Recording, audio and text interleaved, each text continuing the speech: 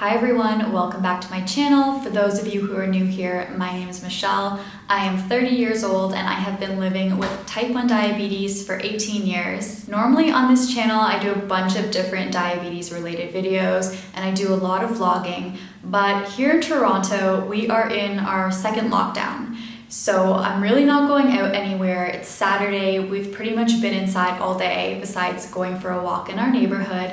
And honestly, there's really nothing interesting to vlog. But I really wanted to film this fun video today. I'm so excited to do it, and props to my husband, Rafi, who thought of this idea. Today, I'm going to be going through my 5 most memorable diabetes moments over the past 18 years of living with type 1 diabetes. This is kind of like a story time, I guess. I have quite a few memories that stand out to me with diabetes. So let's start off with number 1, my diagnosis.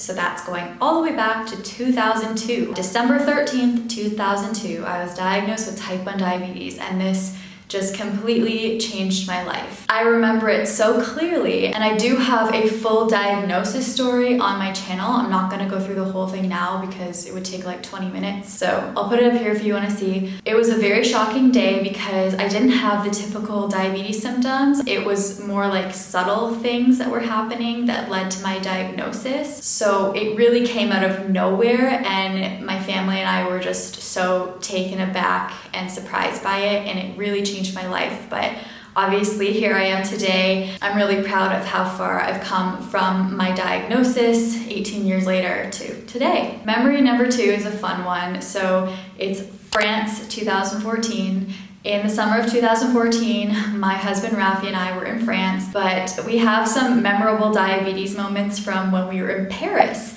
And Paris itself could be a whole video. We stayed in Rafi's cousin's attic. So it was in the maid's quarter or the maid's chamber, but it was essentially an unfinished closet. There was no bathroom, and to wash our face, there's this like pipe coming out of the wall. So we had to like turn a little knob and like splash our face to wash our face. It was just such an interesting experience. Anyways, that's besides the point. So Paris was a very interesting experience. 2014, it was my second time in Europe. So I'd been traveling on my own before, but this trip was just so bad diabetes wise. I don't think I've ever had such a bad trip diabetes wise. So we were walking all day long in Paris. We didn't really take the metro anywhere. We kind of just walked everywhere. We were only in Paris for 3 days, so we had to get everything in 3 days. And we were so busy on the go, had just gotten off our flight, so I was dealing with the time change. I didn't have a continuous glucose monitor at the time, so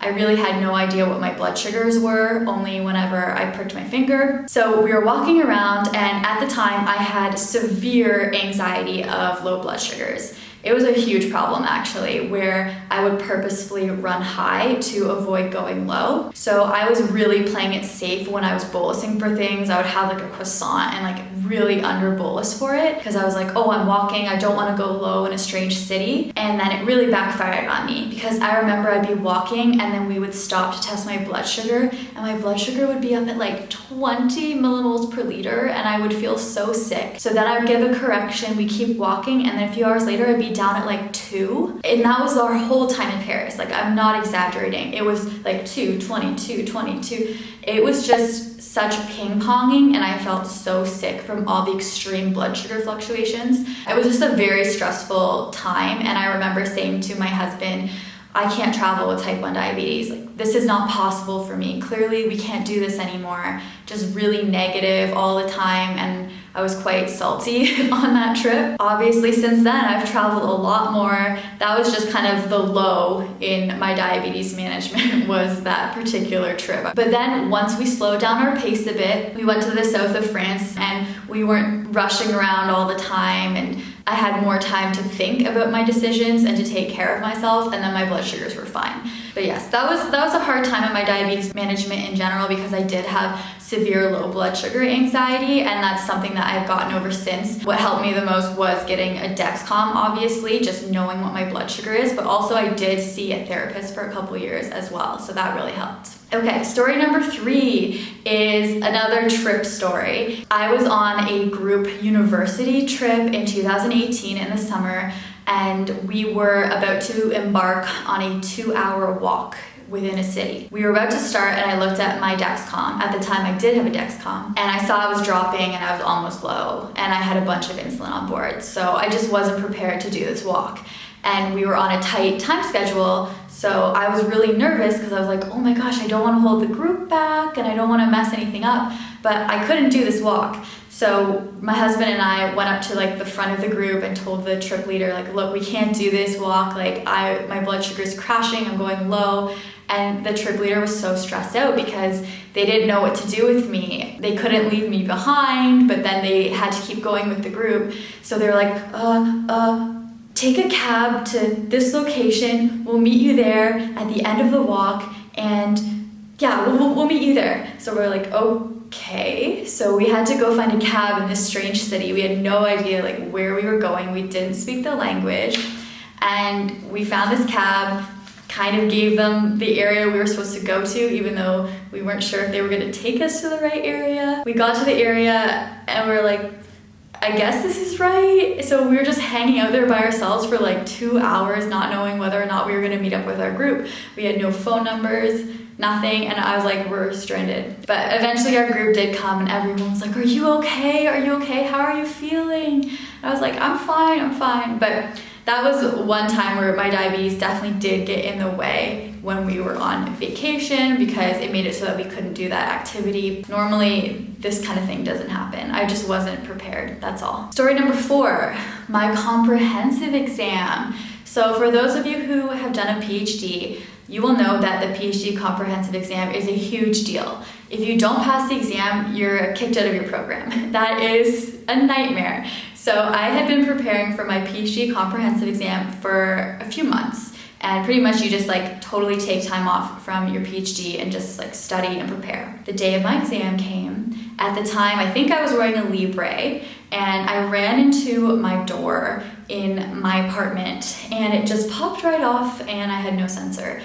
And I didn't have any backup sensors. This is how unprepared I was. I can't even believe that I didn't have anything. I didn't have any Dexcom or Libre. So here I am. I'm used to wearing a sensor 24/7, and for those of you who wear a continuous glucose monitor and you've been using it for years, it's really hard to take that away because you become dependent on it. So I went into my exam. It's a 2-hour oral exam, and I was already nervous to do the exam, let alone the fact that I didn't have my glucose monitor on me to keep checking my blood sugar. So I let my examination committee know before I did my exam, and I said, look, I don't have a glucose sensor on today, really bad timing, but I'm gonna have to stop once in a while to test my blood sugar. And they were like, yeah, no problem at all, it's fine. So the first part of the exam was a 1-hour presentation in front of an audience, and then after that the audience leaves, and then you have your examination committee, and then they question you for an hour about what you just presented on. So I did the hour presentation. At the end, all I could think of was like, I'm going low. So finally, when I was done my presentation, I ended it. I was like, and I just need to check my blood sugar, so hold on a second. So I was sitting in front of this like audience, and everyone's just like staring right at me as I test my blood sugar in front of all these people. I was just like, this is so bizarre. Everyone was understanding, and I ended up being okay. I wasn't low.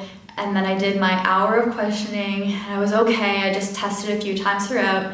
But that was a very memorable diabetes day because I was like, this is the worst timing ever. And once again, you're not prepared. I feel like there's a theme to these stories of not being prepared now that I'm saying them out loud. Last story, number 5, is a good story. We're gonna end on a good note, and that is my proposal. So I have a vlog on this on my channel if you haven't seen it, but it was my diaversary, and we were in Miami on a little getaway, and I got proposed to. My husband proposed to me. I had no idea. I didn't see it coming because he had always said, I'm not gonna propose to you until I'm done my PhD. And he wasn't gonna be done for like another year. So I just didn't expect it, and it was such a wonderful day. And I had been reflecting a lot on my diabetes at that time since it was my diaversary. And I just remember thinking in high school and actually saying to my mom and my sister once that I don't think anyone's ever going to want to date me because of my diabetes. And I remember my mom and my sister were like, no, don't say that, that's not true. and they were like telling me that I had so much else going for me and nobody would care about that.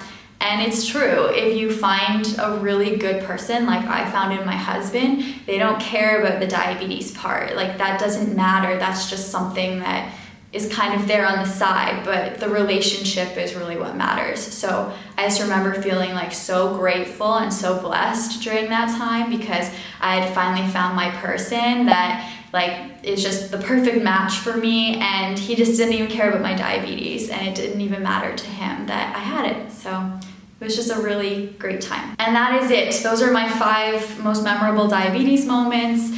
Let me know in the comments down below what your most memorable diabetes moment is. I'm sure you all have lots of stories to tell, and I'm sure I could make part 2 of this video because now that I've done this, more stories are popping into my head. So let me know in the comments down below too if you want to see more videos like this where I do stories. Thank you so much for watching. I will see you guys next time. Bye!